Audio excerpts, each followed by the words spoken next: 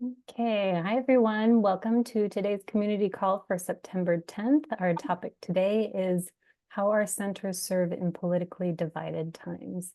Thank you all for joining us. I'm Erin McCauley. I'm the RCC admin assistant.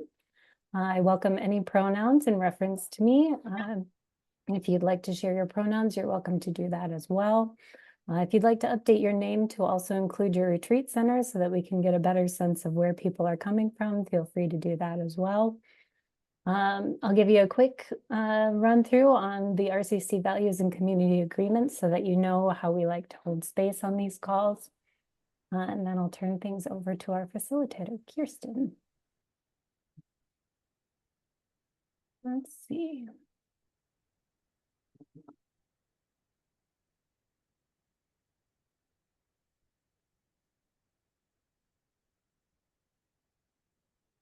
So here we have the RCC core values. These are the values that RCC is founded on.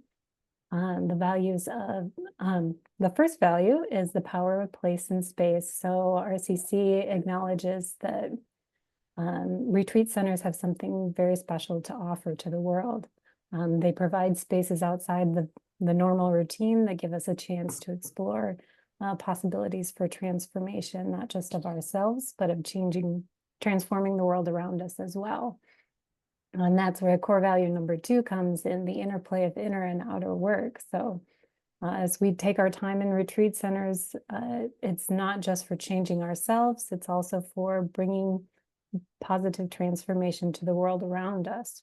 The transformation that we're looking to bring is core value number 3, a commitment to universal flourishing. So to our relationships, our human relationships, our relationship with land, with energies around us, animal life, all sorts of forms of being that you can imagine. We would like the transformations that we bring to the world to benefit everybody, at least as much as they can. And I'll post a link in the chat so you can explore these values in more detail if you would like to. Our community agreements on our calls, this is how we like to hold space. We ask that you speak from your own experience. So yeah, if something's coming up for you, some experience that you want to share that feels relevant to the ongoing conversation, please do speak up. Your voice and your story are important. We're all knowers and learners in this space.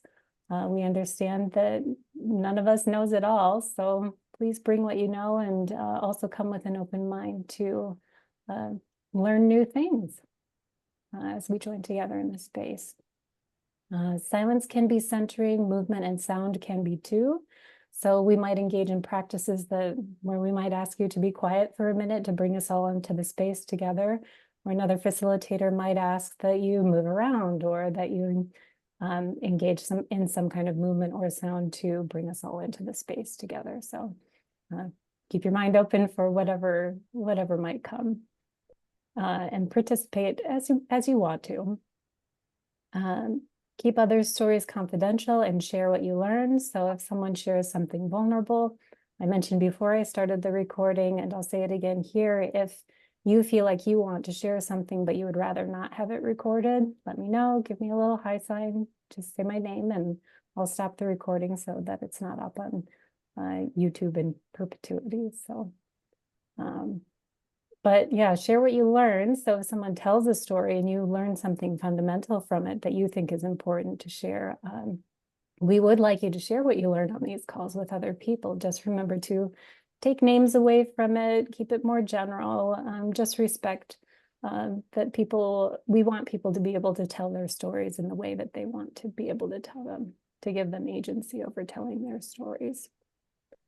This is an invitational space, so participate as you are able. So if you need to come on late, pop off early, we understand. Running retreat centers is a lot of work and often very busy. So if you need to catch this call later on YouTube, we totally understand. So yeah, just come as you are, and we'll love to have you here when you can be here. We also ask that you hold discomfort with grace and deep listening. Sometimes the topics that we cover on these calls are difficult topics. and they maybe won't feel very comfortable or very happy to talk about. Today's might be one of those. So if you're feeling activated or that something is difficult for you, try to breathe into it, listen to what you need, listen to what people are saying with a lot of space and generosity. Yeah, and again, to remember that it's an invitational space. So if you feel like what's right for you is to remove yourself from the space, you're welcome to do that too. And come back if you can come back later too. We're not here to fix each other. We're just here to companion each other on our journeys. So we're here to listen and be in community with each other. And one of our favorite quotations, choice is the smallest unit of liberation, from Dr. Leticia Nieto. We would like to offer as many opportunities for choice as we can in our calls. And if you have ideas for ways that we can offer more choices to you, please contact us and let us know, and I'll pop a link to my email in the chat. So if you have ideas, you can reach out directly to me. Yeah, with that, I'll turn it over to Kirstin. Do you like to take it up? Yeah, thanks, Erin, and thank you to all of you for how you help us hold this space for one another as retreat center leaders. I would like to just open our time with a reading of a poem that I found out about recently. And as soon as I heard the title, I thought, this is a great one for kind of setting the scene for the topic that we're talking about today. So I'll read the poem. I'm gonna post a link in the chat. I know that I like to I value hearing and reading visually at the same time. The poem is called Taking Sides by a poet named Erwin Keller. And I just heard about this last week from Oren Slotzberg, who is Erwin's partner, who is a member of the Retreat Center Collaboration Stewardship Circle, so our leadership body. He mentioned this poem, which has appeared in Erwin's new book that was just published, but it came out in 2023, was written 11 days after the Hamas attack on Israel and the subsequent genocide in Gaza. It's Erwin's very raw attempt to make sense of the moment and his commitments. So I will read it and then just give us a little bit of space to reflect on it. And I would invite you in that space, if there's a word or a phrase that's really resonating with you from the poem, feel free to post that in the chat. So this is the poem, Taking Sides by Erwin Keller. Today I am taking sides. I am taking the side of peace. Peace which I will not abandon, even when its voice is drowned out by hurt and hatred, bitterness of loss, cries of right and wrong. I am taking the side of peace, whose name has barely been spoken in this winnerless war. I will hold peace in my arms and share my body's breath, lest peace be added to the body count. I will call for de-escalation, even when I want nothing more than to get even. I will do it in the service of peace. I will make a clearing in the overgrown thicket of cause and effect, so peace can breathe for a minute and reach for the sky. I will do what I must to save the life of peace. I will breathe through tears. I will swallow pride. I will bite my tongue. I will offer love without testing for deservingness. So don't ask me to wave a flag today, unless it is the flag of peace. Don't ask me to sing an anthem, unless it is a song of peace. Don't ask me to take sides, unless it is the side of peace.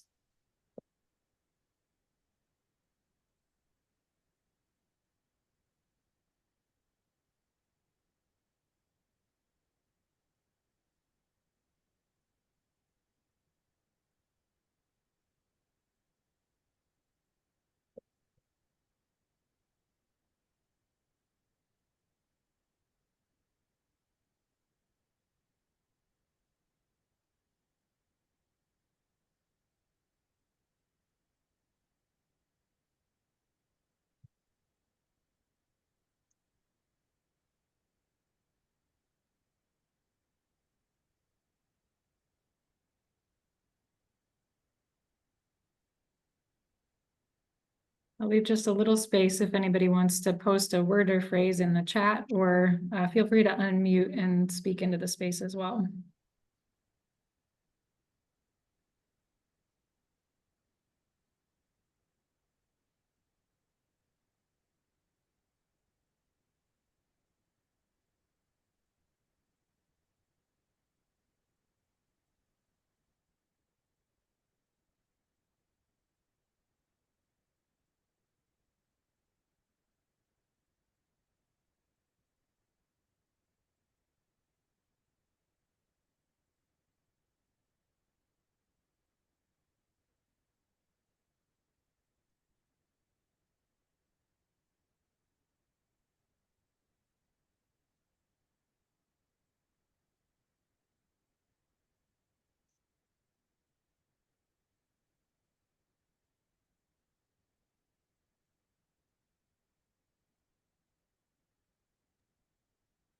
Kirstin, I really love the line, I will offer love without testing for deservingness.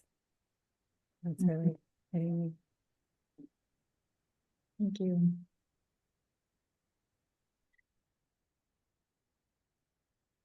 Thank you, everyone. For our format today, we will spend a little bit of time with introductions. I'll introduce the topic. We'll introduce ourselves in this circle. And then I've invited Lydia Wiley-Kellerman specifically to be part of the call today because the work that she is doing and that Kirkridge is doing was part of the inspiration for this. I'll talk a little bit more about that. So I'm inviting Lydia to share some about what Kirkridge is working on in this moment. We will, after hearing that example, we'll spend a little bit of time in small groups, sharing in a more intimate setting with each other around some questions, and then we'll return to the large group conversation. And we'll close again with another reading of Irwin's poem. Let's see, so there were a couple of things that were coming together that led to this topic for a community call. One was conversation with the stewardship circle of the Retreat Center collaboration, which is, as I mentioned, the leadership body for this organization, raising a question of what happens if there is violence after the election and people need a place to go? Are our centers spaces of refuge in that kind of situation?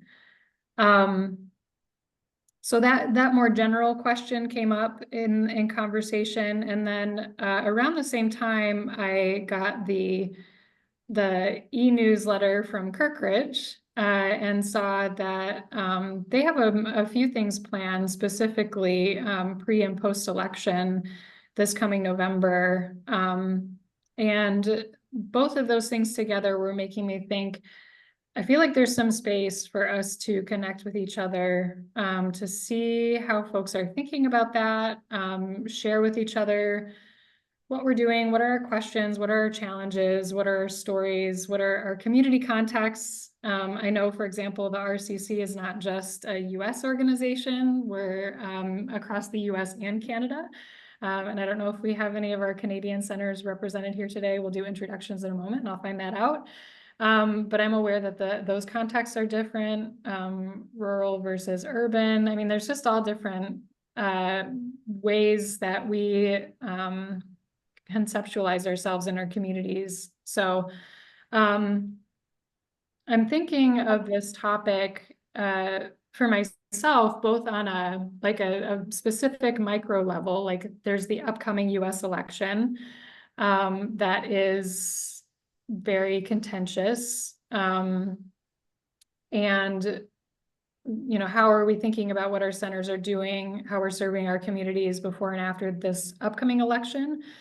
But also for me, there's a bigger kind of macro question around that, that notion of retreat centers as places of refuge in times of need or times of violence or times of oppression.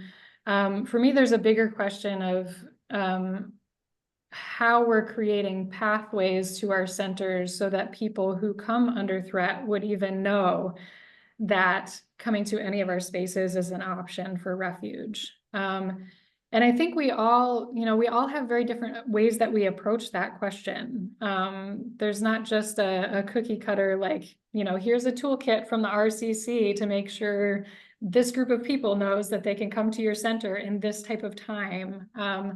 I was just talking with somebody the other day about, if I think back to 5 years ago, before COVID, before January 6th, my notion of what was possible was different 5 years back than it is right now. And in retrospect, of course we can see the patterns that were leading to those moments, but we were talking about, there's a principle that we work with at Gilchrist where I work, and I think folks who are familiar with permaculture design as a discipline, the notion of designing for extremes. So, if you're designing a building and you're putting gutters on it, you're going to want to put gutters on it that will hold the largest amount of rainfall you could possibly get in the region where you are, so that you're ready for that eventuality. But in many of our climates, to just use that as an example, the amount of rainfall we could get in an hour has actually changed. And so sometimes we make our best guess about what the extreme is, but then something happens that widens the scope of possibility all of a sudden, right? And then we have to kind of recalibrate. So I feel like I continue to be in a moment like that, and I'm curious if other folks are feeling that as well. So that's kind of my intro to where the topic has come from, and I would love to hear from everybody here. Just your name, your center, where you're located, those basics, and then also would love to hear from each person on what's drawing you to the call today for this topic, just to get a sense of how people are approaching this. So I don't know if I properly introduced myself. I'm Kirstin. I work with Gilchrist Retreat Center in Three Rivers, Michigan, the land of the Pokagon Band of the Potawatomi. I'm actually at my blank office here today as a guest office at the Fetzer Institute, which is the larger organization that Gilchrist is a part of. And I would say that I've already taken my moment to give you a window into why I'm drawn to this topic today. And I will pass it to Sonia. We're just introducing ourselves. That's it, right? Okay. So yeah, just name, location, your center, and what's drawing you to the call today. Okay. My name is Sonia. I use she, her as my pronouns, and I'm the director of Southern Dharma.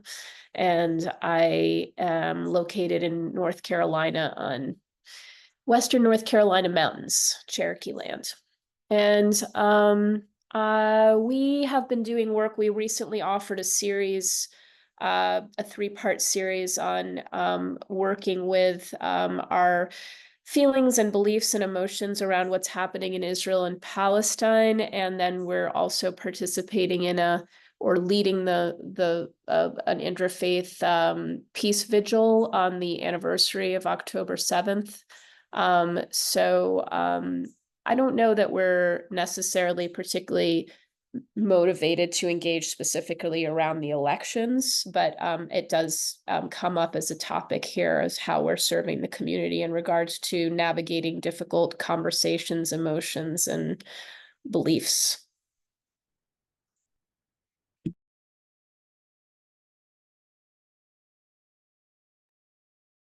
We're gonna pass it to someone, Sonia. I'll pass it to David. Hi, I'm David MacDonald, he, him. I'm the executive director at the Osage Forest of Peace, and as the name implies, we're on Osage land. We have taken a stance at the Forest of Peace being incredibly neutral. We don't bring up topics of politics or things like that. And I think what drew me the to this conversation is we're located in Oklahoma, and so to be neutral in a place like Oklahoma is actually taking a stance. And so what I want to explore is how can we sort of maintain that sense of welcome and openness and neutrality without also enabling injustice and evil and oppression. And so I'm just interested in kind of how do we balance that in our community. So I'll pass it to Gloria. Hi, everyone. I'm Gloria, and she, her are my pronouns. And I'm speaking as the president of the board of directors of the Sienna Center in Racine, Wisconsin. And they are on the ancestral lands of the Ho-Chunk nations. And I am at my home 3 hours away in Prairie du Sac on the ancestral lands of the Sauk tribes. And I think I'm here today. Part of it is my programming brain, and part of it is my anxious, I can't just spiral in this anxiety over what the future may bring. So just looking for some like-minded people to have conversation with. Thank you. And I will pass to Jean. Thank you. I am Jean Pagliaro, director at the Franciscan Spirituality Center in La Crosse, Wisconsin. And really, we are offering some programming gatherings,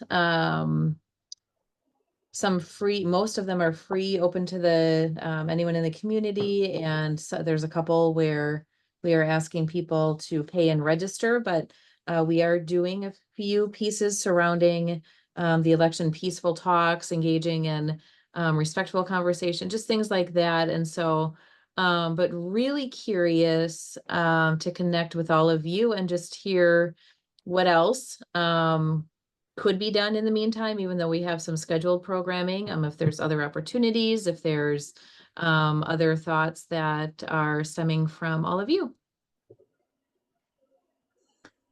Let's see. I don't know who has gone, who has not gone. Is there anyone left? I can't.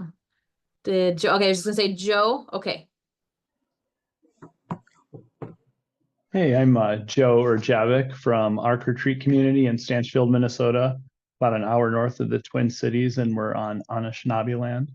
I'm drawn in this topic. Ark itself, we haven't scheduled any programming in regards to this upcoming presidential election or the Israeli-Palestinian conflict or anything like that. We sometimes individually we might have conversations about it among ourselves, but I'm drawn to it because it's just hard not to it's hard not to be either immersed or aware of politics day to day, and they affect everyone's lives, whether we want them to or not. And I think from a spiritual point, like how just for myself, like just how to balance all the like news about politics with just like my inner peace. I think that's important. So Wendy, have you gone yet? Or Wendy, you go next. Thanks.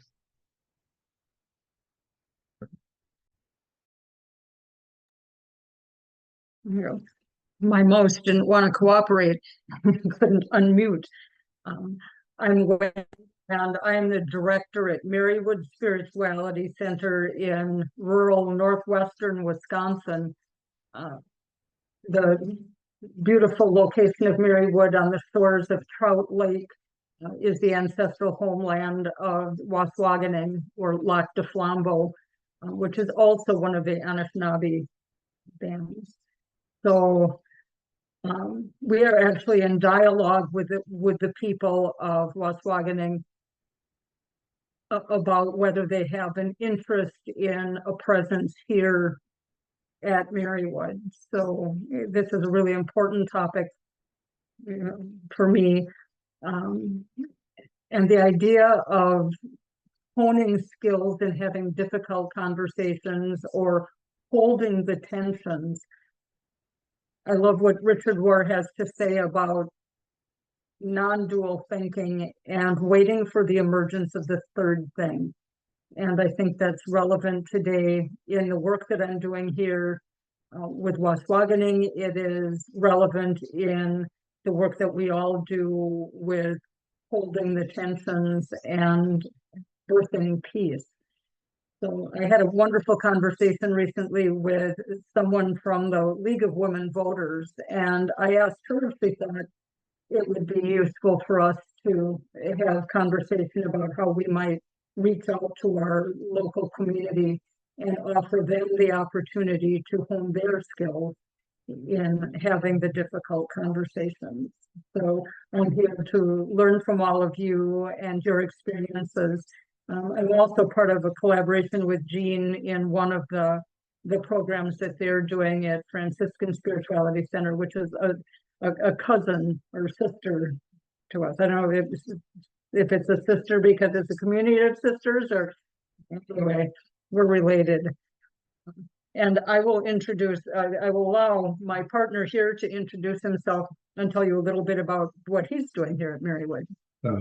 I am Carl Kleinschmidt, and student of spiritual direction at Southwest State in Chicago. And my presence here is just beginning with the interest of learning spiritual retreat center operations and spiritual direction directly. So I'm excited to be there. And you all. And Lydia, have you introduced yourself yet? And I just forgot. No, thanks, Wendy. I'm Lydia Wiley-Kellerman, the director at Kirkridge Retreat Center on Lenape land in the mountains of eastern Pennsylvania. Yes, I have so many questions about this next season and how to hold it, and excited to share a little bit more about what we're doing and to dream together, because it does feel like a really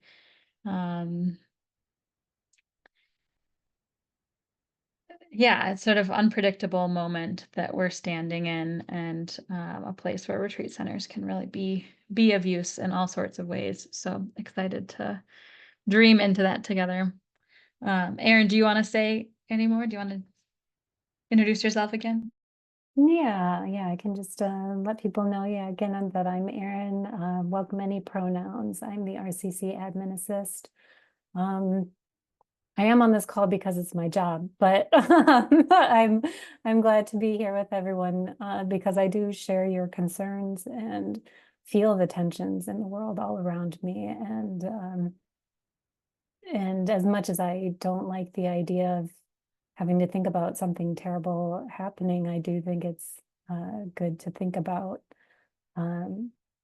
what retreat centers can offer to be a support, to be a healing space, to really imagine and dream, as you say, what we can do to be a help and not just stand idly by as things happen. So I'm here for that whole conversation and interested to hear your questions and ideas. Sarah Lynn, I know you popped in midway through. Would you like to introduce yourself? Sure. Hi, everybody. I'm Sarah Lynn. I'm the executive director at Guest House. We're located in Connecticut, USA.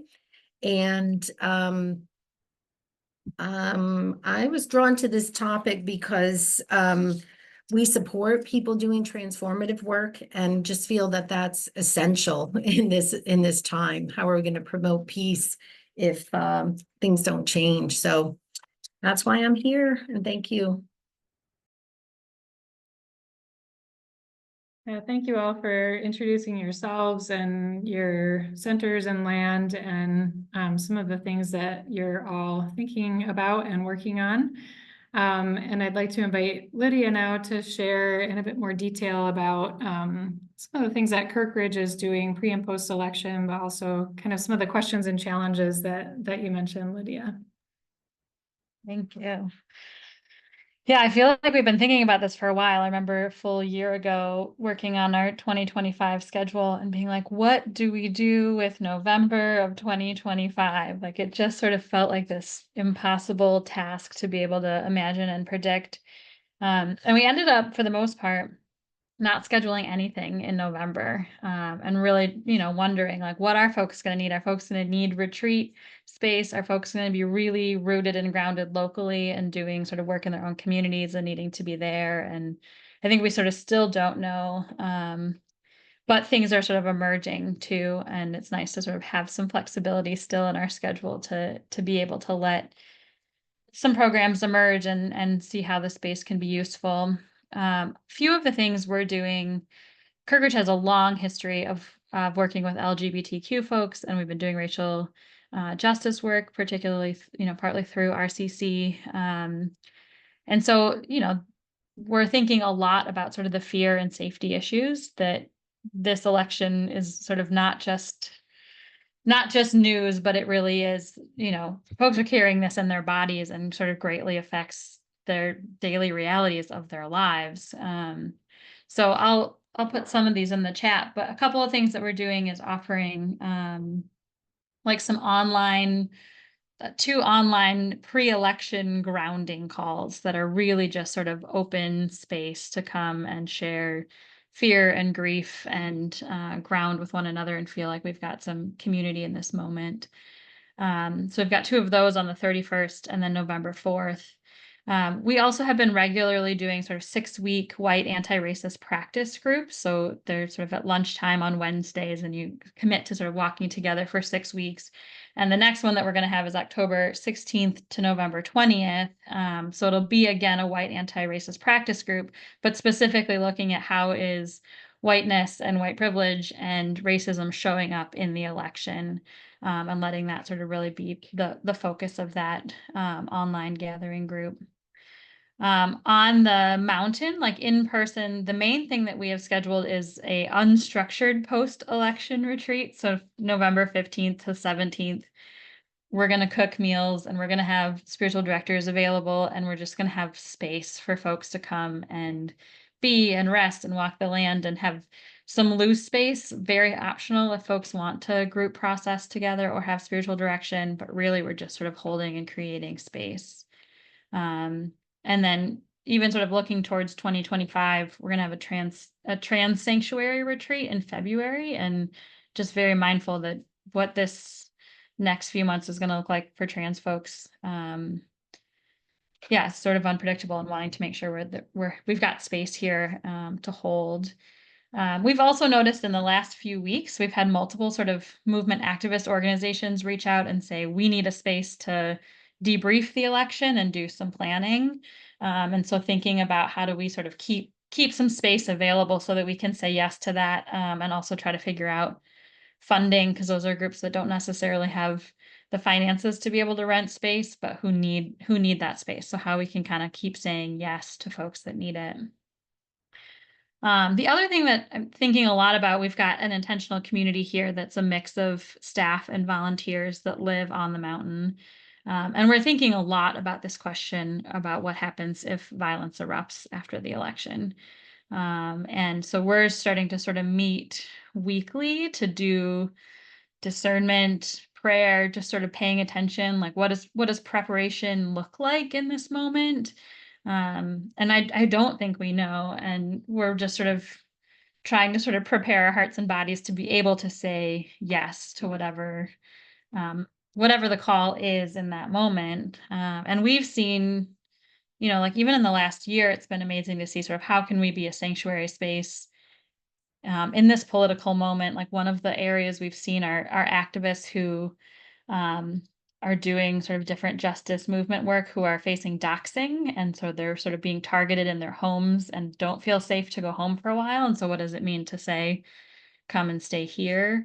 You know, we've had staff and folks locally where we've had flooding issues, you know, as climate change increases, and we've been able to say, yes, come and stay here while you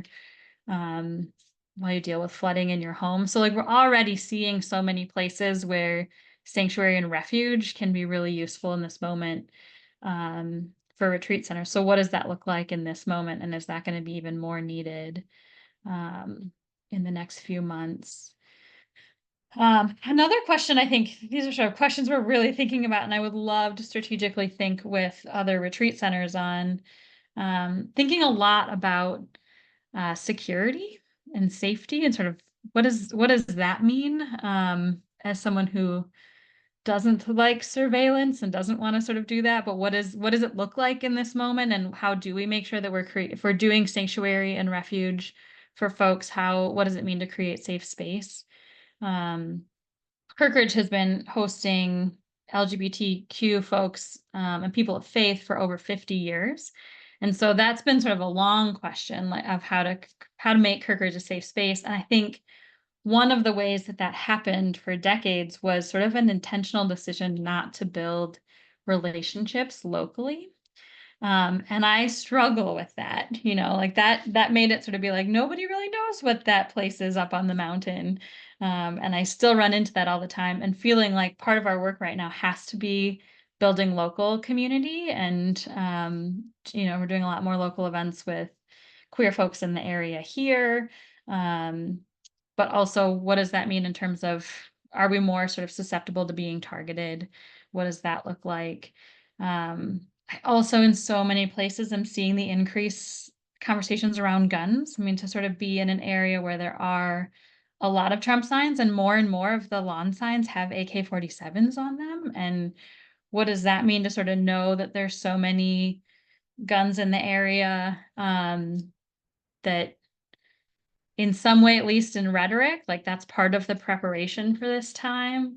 And I'm even hearing that more from my staff, like on my housekeeping and maintenance staff who are saying, I don't feel safe, I want to carry a gun. And so it's like, oh, suddenly we need to think about gun policy too. And what is our policy in this place around, you know, can folks bring guns? And you know, my instinct is to say absolutely not. But how do we articulate that? What does that policy look like in this moment? And I would just love to sort of have that conversation with retreat centers. And I think is part of this moment. Like, I think that will be an increased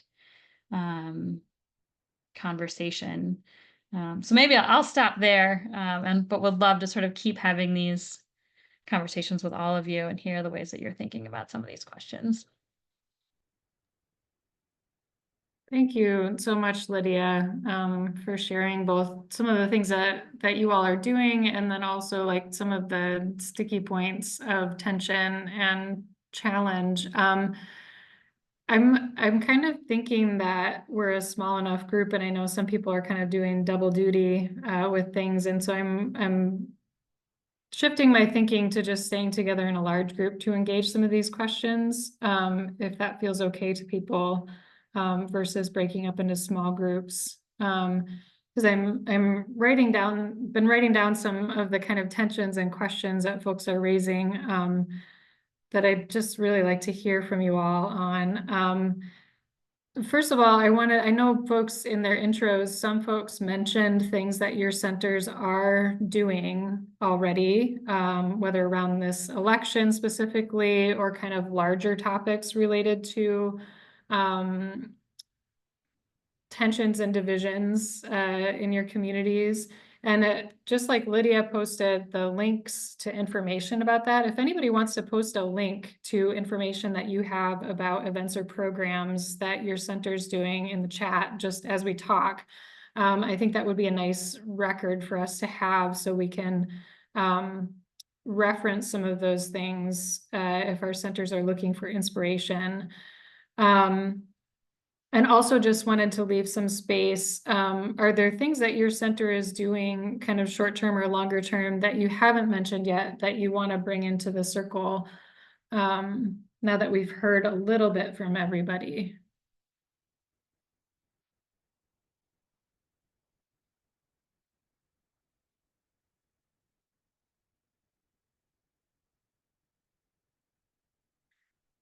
And I think maybe I'd like to expand that question too. I'm wondering how.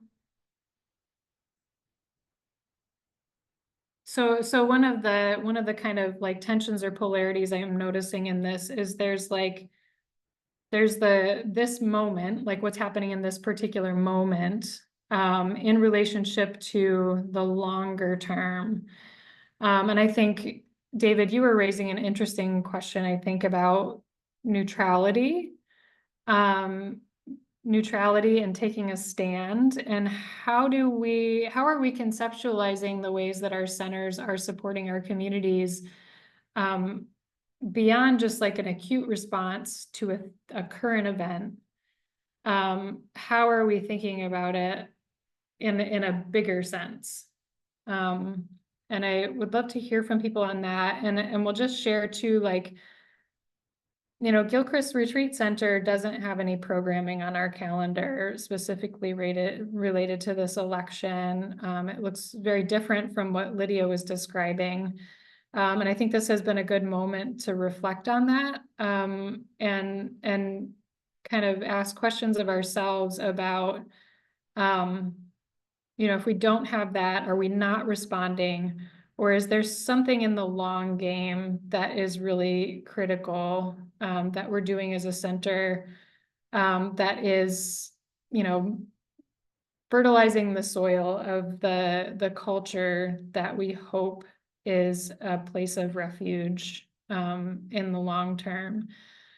So for me, those are some of the kinds of questions that are swirling around, or even just like the work to be in relationship with the land in a way that is regenerative, that is like more and more poised to respond to a potential climate crisis in the future, for example, which is really like long game stuff, but can leave me feeling kind of like insecure in the moment, like I don't have enough to show for it right now.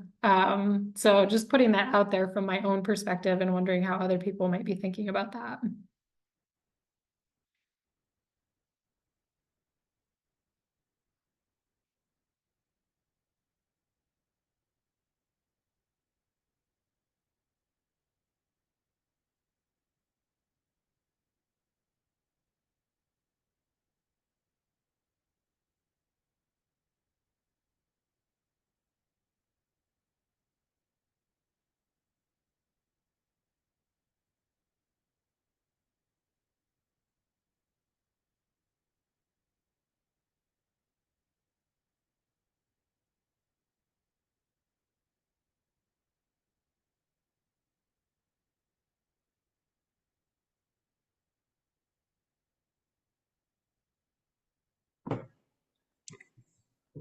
I don't, I don't know if this is a very helpful response in terms of a practical approach to what you were asking. But the thing that keeps resonating for me from Christian, Judeo-Christian scriptures is reading the signs of the times, and how terribly difficult it has been to do that, and how complex it is to do that.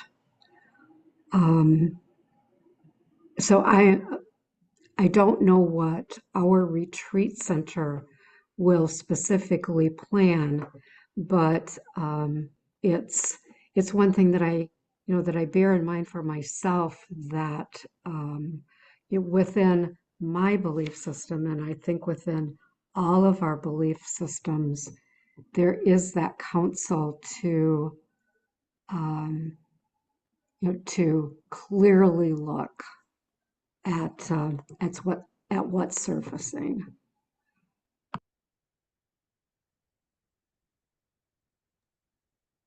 Yeah, I think I might just chime in here and riff off that, Gloria. Because I know when I often try to bring in all of the everything that's coming at us these days, there is this sense of shock and paralysis, and all of it is so big and so heavy, and even just within the sphere of politics and the upcoming election, it feels so big, or it can feel so big, that there's a moment of what can I really do to go into this. And so finding the right questions maybe to ask ourselves, I think, is really important, as far as where do I begin to make some sort of influence that that is actually doing something that I feel good about, that moves things in the direction that I think I'm being called to move things. And yeah, to recognize maybe at first, just, yeah, it is paralyzing. It's a lot.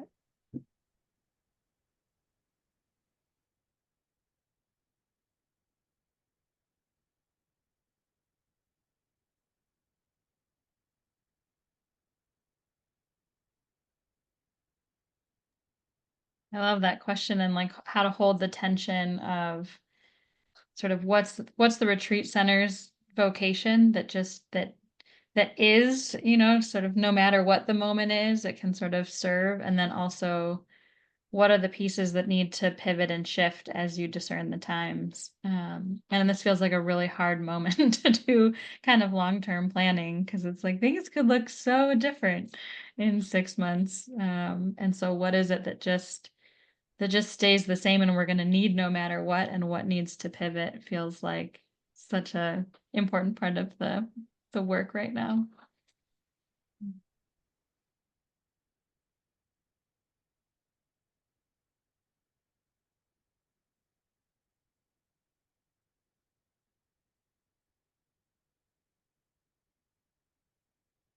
I was in a gathering this morning where somebody quoted Robin Kelly. Let me find it.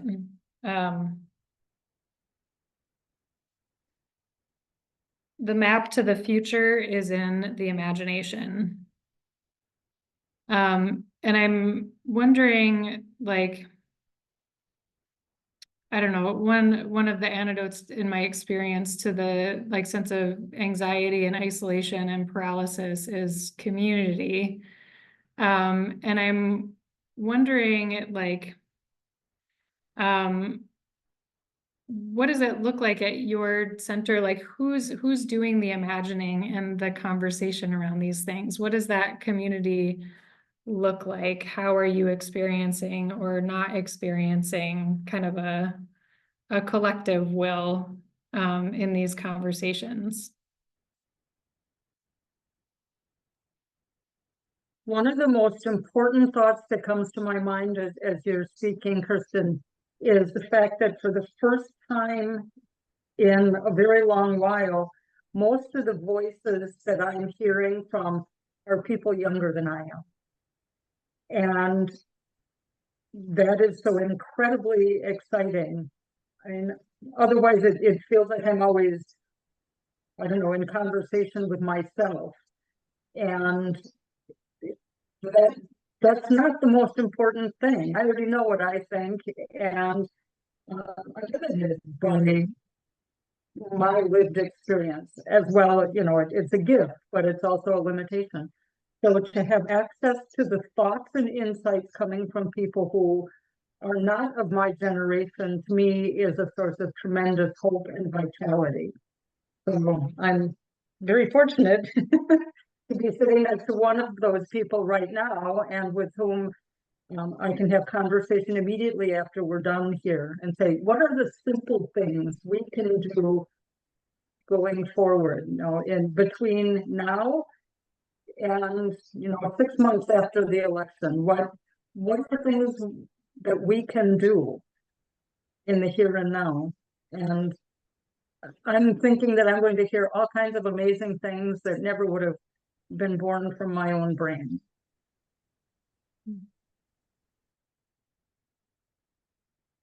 That's great. Thank you, Wendy.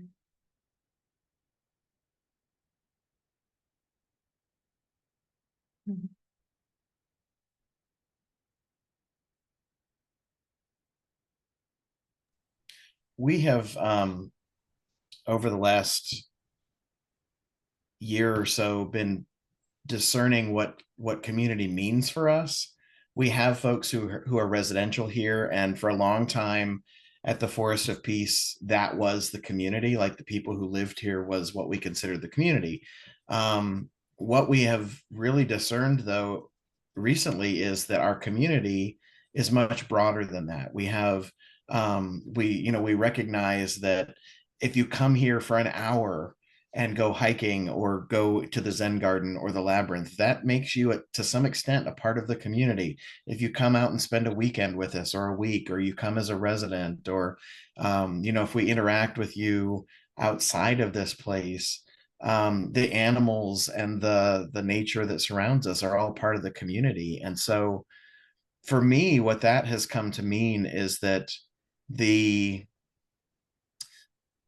this community, broadly speaking, for us, ought to be the one place where we can all come and not have to worry about fighting and identifying our camps and all those kind of things. So like we're an inner spiritual retreat center. And so our residential community, our staff, is very mindful about the fact that we don't ask people what their tradition is or what religion they are or anything like that. If it comes up in conversation, that's great, but it's not the first thing we lead with. We tend to not ask people what they do for a living, because again, that's not necessarily what defines a person. And so in the same way, we don't ask questions like, what's your political affiliation? Who are you voting for? Those kinds of things. And so I found that when people realize that we're not asking those kinds of questions, it opens people up to have deeper conversations about these big issues, because we don't begin with what is it, how do we define ourselves, and what are the camps that we belong to, but we begin with having a common experience together, and that's being a part of this community. And it's really, really hard not to fall back on those, so where do you go to church, or what do you do for a living, or who did you vote for, or what do you think about the debate that's coming up tonight, all those kinds of things, trying to avoid that, while at the same time being open to the fact that people are living that, and that it will come up in the conversation. And so how do we then welcome those conversations with grace and with a sense of welcome and hospitality, and not hostility that kind of shuts those down.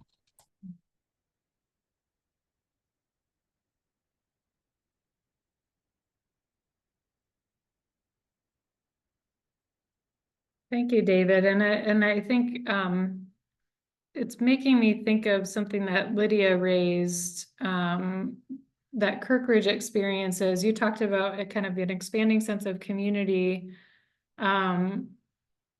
Lydia raised the kind of like often a tension, I think, for many retreat centers between the community of our audience, like our staff and audience and the people who are directly connected, and our geographic community, our neighborhoods. I know at Gilchrist, there's a distinct difference between the signs that I see in yards when I'm driving to work and the bumper stickers that I see on the cars in our parking lot. I'm curious how, Lydia, you mentioned that you're thinking differently about that at Kirkridge, and I wonder if you can say a little bit more about that. And I'm wondering how other folks are experiencing that too, especially in this moment.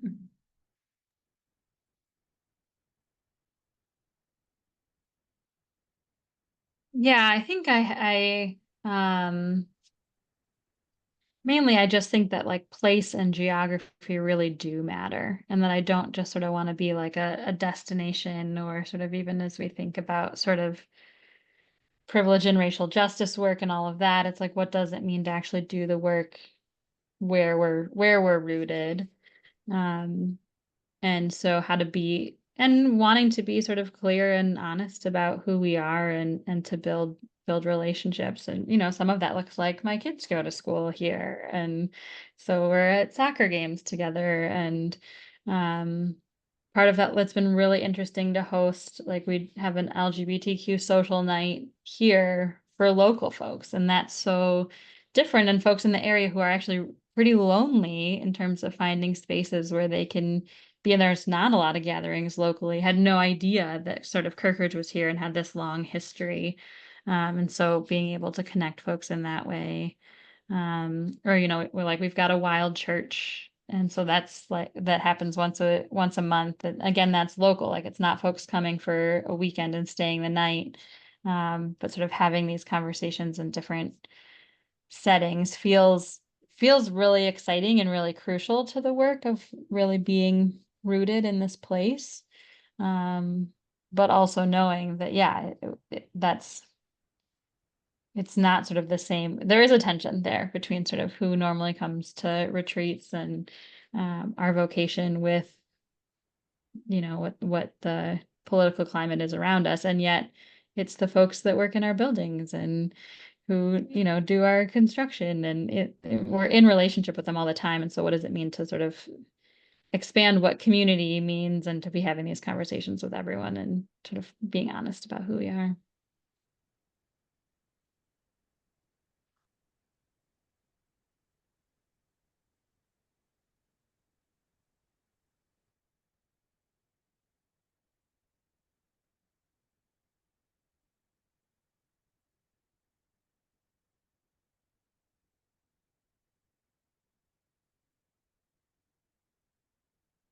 Is that I'm curious for other centers, like when we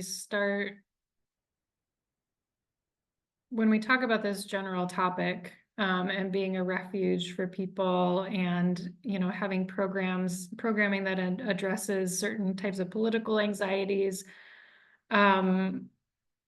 is that a tension you experience between your sort of audience and your local community, and like, what do you do when you feel like you're in a situation where you have to choose?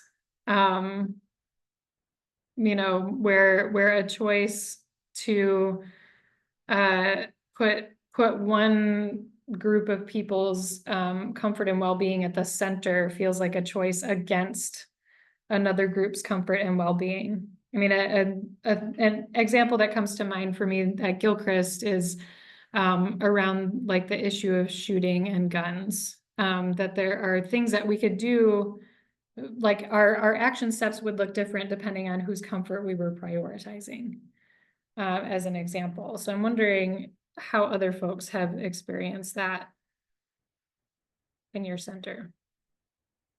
Yeah, Sarah Lynn. Well, one issue that has come up a bit over the last few years more is that we're set up really traditionally in terms of our bathrooms, so our all of our guest rooms have their own bathrooms, but the public restrooms are very clearly, men's room, women's room. And so sometimes we have groups come that would like to make one or both of those bathrooms gender neutral. But if they're sharing the center with another group that is uncomfortable with that for one reason or another, it can make navigating that really challenging. And so every time except for once, it went really well. But one time we wound up having, there's a guest room that's fairly close to the public restrooms, and we wound up needing, it was vacant, and so we wound up opening that in order for that to be made a gender neutral bathroom for people to use, so that the other two could just remain as they were, because the other group was I mean, I usually have some confidence in my mediation skills, but they failed me that day, and it was really difficult because they weren't going to compromise, and so we found a different solution, and that was fine. And the other group was mostly satisfied with that, but they did really, they had some pretty deep questions about, like, what kind of group comes to a retreat center that wouldn't be willing to compromise on something like this? And we have groups of all different spiritual backgrounds, and so it was just a really, really tough situation. And yeah, so it's always important to be getting everyone to play nicely together and so forth. But that one was really tough. And I think that, if I could have my way, I would just have several tens of thousands of dollars so I could just renovate those bathrooms and be done with it. But in the meantime, I don't think that's going to be the last time that we manage that situation. So it's for some people, it's a very personal issue, and for other people, it's simply a politically charged issue. And it all depends on how they're looking at it. So, yeah.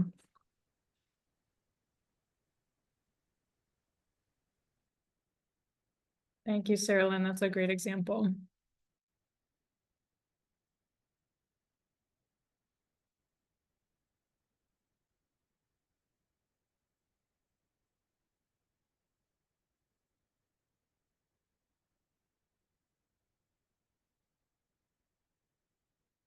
Well, and I wonder too about the question that Lydia raised around safety and security.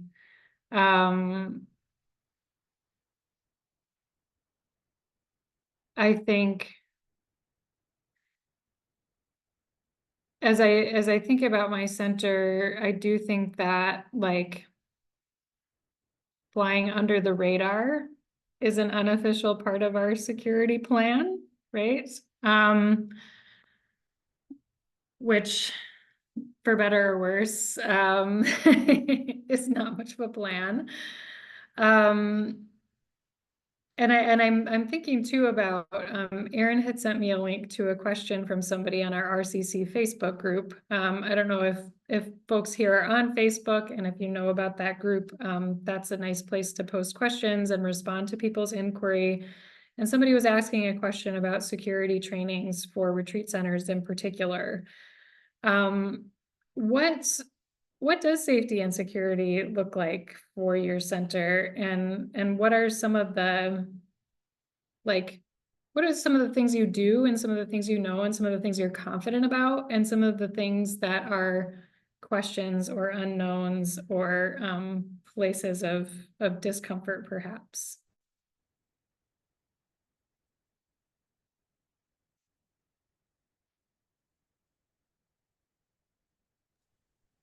Well, we had a situation a few months ago where we had it's a really long story, but essentially we had somebody who said that they wanted to volunteer for the weekend. They didn't show up when they were supposed to, and then they showed up later that night, obviously intoxicated, and with somebody that we didn't know, and they were walking around the property, and this person ended up, my wife and I live here in one of the cabins on our property, and this person ended up opening up our cabin door and coming into our home in the middle of the night. And it really, like, it was a shock to all of us. It was a shock to our system because we live out in the middle of nowhere, and so we've always sort of just kept things unlocked, and we began asking the question, should we start locking things down? Should we get an alarm system? Should we get cameras? What should we do? And we really, I mean, we're still struggling with it months later, I think, because we ultimately decided that we couldn't in good conscience sort of set up surveillance and cameras and things like that unless we let people know, like, in really stark terms, you are on camera, and that might be really off-putting for folks who might want to come and visit the forest. We also kind of began to discern, like, what are our own personal levels of how we feel safe, and what makes us feel safe. And that for some of us, that meant having something like a sensor on the driveway so we could tell if somebody was coming.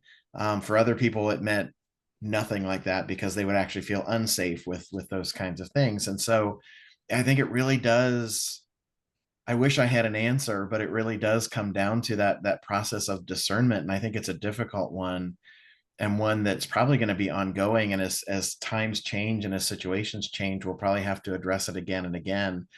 For right now, what we've settled on is that we as a community who live here, the residential community, are just really we just have committed to looking out for one another. And so if we see somebody on the property at a time or in a place where it's not appropriate, we're going to let other people know who live here, and we'll kind of address that together rather than, kind of flying off the handle or anything like that. And so it's just, I wish that we had a better handle on it, but we're kind of growing into, like, this was something that none of us had ever experienced before in this place or anything like it. And so I'm curious also to hear what other people's thoughts are. We're absolutely not considering allowing weaponry of any kind. And at the same time, we know that we live in a community and in a part of the world where that's very much a reality for people, is having a gun in the home. Or our neighbors have a shooting range that we can hear occasionally while we're meditating. So it's just a really interesting juxtaposition of, how do we feel personally safe? How do we feel safe as a group? And then how do we provide safety for people who come here who are expecting us to keep them safe, or at least to provide some kind of safety while they're here? You bring up, your comment made me think about the expense of overnight security and how that can really mess with your numbers. And yet it seems kind of unfair for the non-intoxicated, normal volunteer to have that responsibility if you get someone to spend the night, especially, as you say, in these times. And just to add another layer of weirdness, we had a situation where there were drones, or a drone that was flying outside the sister residence and beaming lights into their bedrooms in the middle of the night. And we do have a good arrangement with local police where they do patrol 2 or 3 times a night. But that was something that, I mean, who thinks of a drone? And you would like to keep your window open and look at the moon and hear the lake, and here comes some sicko with their drone. So it's such a complicated situation, and I am very anxious to learn more about this and hear more as time goes on. Thank you for bringing that up.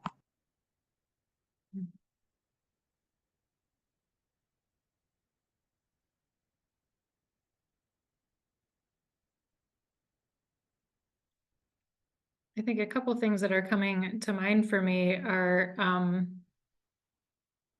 again, this question of when we choose one group's not even talking about like actual statistical safety, but one group's sense of what makes them safe versus another group's sense of what makes them safe. David, you raised some people would feel safer with some kind of surveillance and other people would feel less safe. And Gloria, it's interesting that you raised the example of, police patrolling the grounds, that there's one group that feels safer when that happens and there's another group that would feel less safe when that happens. And how do we make those difficult choices? And it was making me think too of a principle that we talk about sometimes as a group at Gilchrist of, noticing something that occurs once and acting on something that becomes a pattern. Because it feels like a tension to, like, we are not we're not a YMCA camp, we're not a hotel. You know, there's some rules of that game economically and bureaucratically and all that we play as an institution. And we're also trying to carve out a different cultural space and way of being as a retreat center. And it's a challenge sometimes to know, you know, not just in terms of safety and the things that we're talking about, but even like, you know, a guest's observation about something in a cabin. Do we act on every single thing that people bring to us, or do we wait to, you know, do we actually apply our contemplative practice to the decision making and discernment process of saying like, okay, I see that thing and I hear that thing and I'm going to hold that and I'm going to pay attention to see, you know, what is being called for from us as far as making a change. Which of course is different if I'm thinking about a creaky door versus a drunk guest busting into my cabin. Those carry different weight, but for what that's worth, that is something that we try to think about.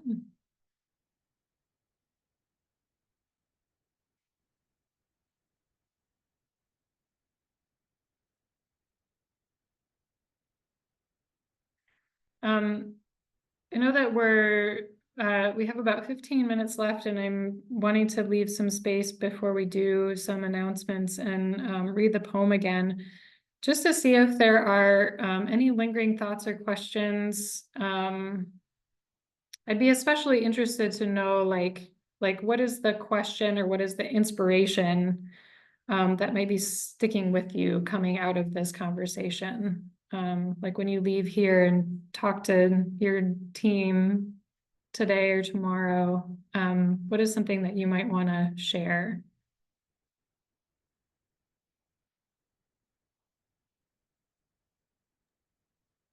One thing I'm thinking is just sharing with my team how we're not alone.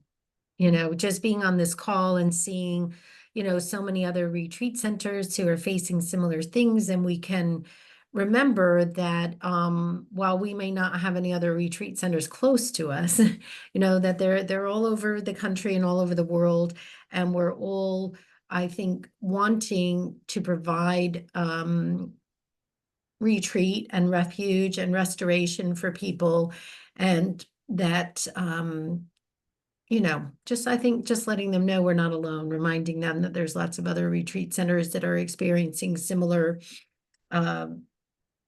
you know, things, just what we're having to face about what's going on in the world, and being able to remind them that there's such a need. So. That's great. Thank you, Sarah Lynn.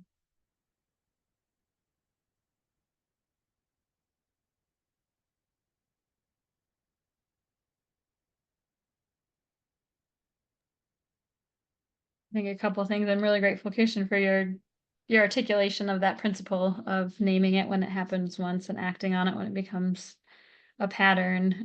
Because I do think this is going to be such a heightened time with lots of extremes, and so being able to sort of ground ourselves in that. And David, your reminder too of like really our security is community, and I believe in that wholeheartedly, and I don't think I can be reminded of it enough. And especially in this moment of just the best preparation we can do is keep building community. Thank you, Lydia.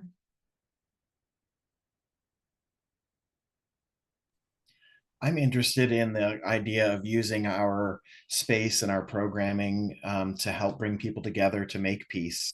And so I think I'm going to talk to our community here about how can we around the election, but around other things as well. I mean, I've heard around the anniversary of the Israeli-Palestinian conflict, you know, other times, when can we work that into our planning as we're thinking about what to do? I'm inspired by what others are doing as far as like just being prepared for being a refuge. I think was the word that you used, Lydia, of being a refuge for people who might need it in these difficult times. And so I think that's something that I'm going to take back to our team to talk about and think about as well. Thank you, David. I'm feeling inspired to, I wear two different hats. I have my retreat center hat, you know, my professional job, and I have my community development, intentional community hat. And they've been pretty separate. And Lydia was actually kind of part of an experiment recently with her new book of coming through town and doing sort of a collaborative event with, you know, me wearing both of those hats at the same time. And my mind's going back to something that our intentional community did leading up to the last election that we called Weekly Witness for Peace, which was just a half hour of silence on the grounds. It was during the height of COVID, and so everything was outside and people were spread out and lots of space to walk and engage. And this conversation is just making me think about like an experiment, bringing both those hats together again and supporting something like that for our community. So thanks for helping me like kind of bump that up the priority list and get some clarity on that. Anything else that folks want to share that they're holding after this conversation?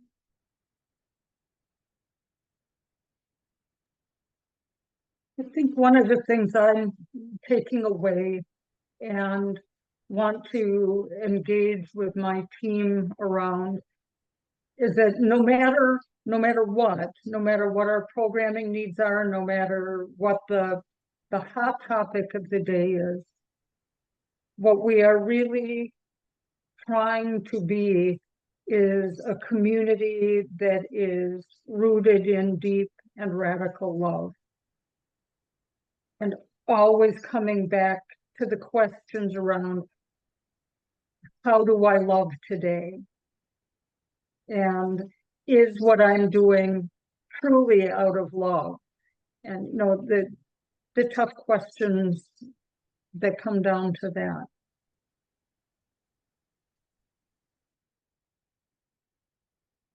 Thank you, Wendy.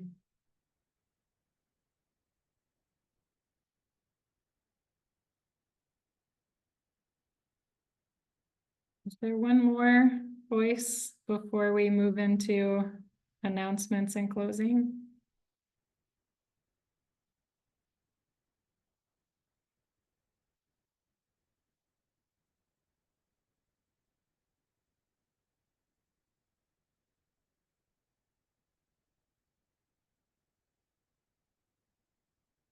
Okay. Well, thank you all for bringing your stories and your work and your questions to this topic. I mentioned the RCC Facebook group. If there are other things that are coming up for folks, other ideas, or you see other centers doing something interesting, that's a really good space to use to share not just what your center is doing, but you know, I felt really inspired by what Kirkridge is doing. So if you see something pop up that you find interesting, you can share it there. Erin had a couple of things to mention before I close this out with the poem. Yeah, so one announcement is the Western Regional Gathering at Big Bear is happening. Just coming up, let me double check the dates on that real quick. It'll be September 21st to September 24th. Big Bear is out in California. I'll post a link to registration. So there's still time to register if you would like to join the community there. A couple of weekends from now. So that would be the time to do that if you feel like you would like to be in the presence of your peers and have some chance to relax with each other, talk to other members of the community about their retreat centers and make those connections. We would love to have you there.